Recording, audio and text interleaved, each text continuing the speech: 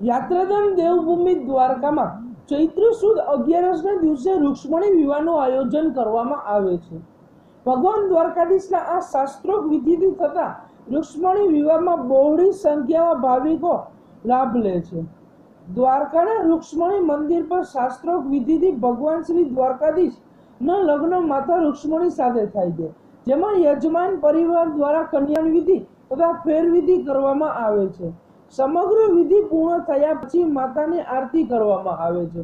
આ સમગ્ર પ્રસંગને માણવા માટે દ્વારકાવાસીઓ તથા અહીંના યાત્રાળુઓએ ભારે સંખ્યામાં અહીં ઉપસ્થિત રહ્યા હતા। ત્યારે માતા રૂક્ષ્મણી માતાના મંદિરના લાઇટિંગથી સુશોભિત કરવામાં આવ્યું હતું। ધર્મનગરી દ્વારકામાં ચૈત્ર સુદ 11ના દર વખતે માતા રૂક્ષ્મણીજી અને ભગવાન દ્વારકાધીશના લગ્નોત્સવનું આયોજન કરવામાં આવે છે। ત્યારે આજે પણ ત્રિદિવસીયના વિધિ વિધાનો બાદ આજે ભગવાન દ્વારકાધીશના શ્રી રૂક્ષ્મણી સાથેના લગ્નનું આયોજન કરવામાં આવ્યું છે। ત્યારે આપણી સાથે અશ્વિનભાઈ પુરોહિત છે, આપણે તેને પૂછશું કે આ અંગે શું કહો છે। જી અશ્વિનભાઈ। ભગવાન કૃષ્ણનો દ્વાપર યુગમાં કૃષ્ણ અવતાર થયો। આ સમયે રૂક્મિણીજીએ આ જગતનો પ્રથમ પ્રેમ પત્ર એ દ્વારકાધીશજીને લખ્યો। દ્વારકાધીશ એ પત્રના સંદેશા મુજબ વિદર્ભ મહારાષ્ટ્રથી માતાજીનું હરણ કરી દ્વારકા લાવ્યા અને દ્વારકા આવ્યા પછી ભગવાનના યાદવ કુલે ધામધૂમથી લગ્ન કર્યા। એ 5000 વર્ષની પરંપરા આજે પણ દ્વારકામાં નિભાવવામાં આવે છે। વર્ષમાં એક વખત દ્વારકાધીશની સ્વારી એ રૂક્મિણી મંદિરે આવે છે। અહીંયા માતાજી અને ભગવાનનો 1650 પૂજન અભિષેક થાય છે।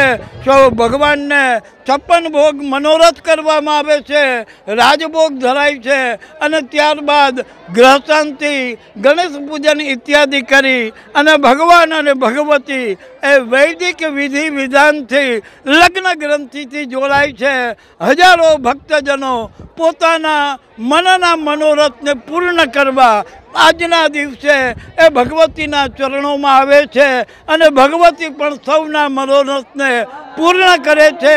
આ રીતે દ્વારકામાં આ ભગવાન રૂક્મિણી અને ભગવાન દ્વારકાધીશના લગ્ન મનોરથ ઉજવાયા, સંપન્ન થયા અને સૌ ભક્તજનોએ એનો હજારોની સંખ્યામાં લાભ લીધો। હું અશ્વિનભાઈ પુરોહિત, દ્વારકા રૂક્મિણી મંદિર, સૌને જય માતાજી, જય દ્વારકાધીશ। ભગવાન દ્વારકાધીશ છે કે જે ભગવાન દ્વારકાધીશ રાજા છે દ્વારકાના, ત્યારે તેમના લગ્ન કંઈ થોડા સામાન્ય હોય। ઠાઠ માઠથી ભગવાન શ્રી દ્વારકાધીશ અને રૂક્ષ્મણીજીના લગ્ન ઉજવવામાં આવ્યા।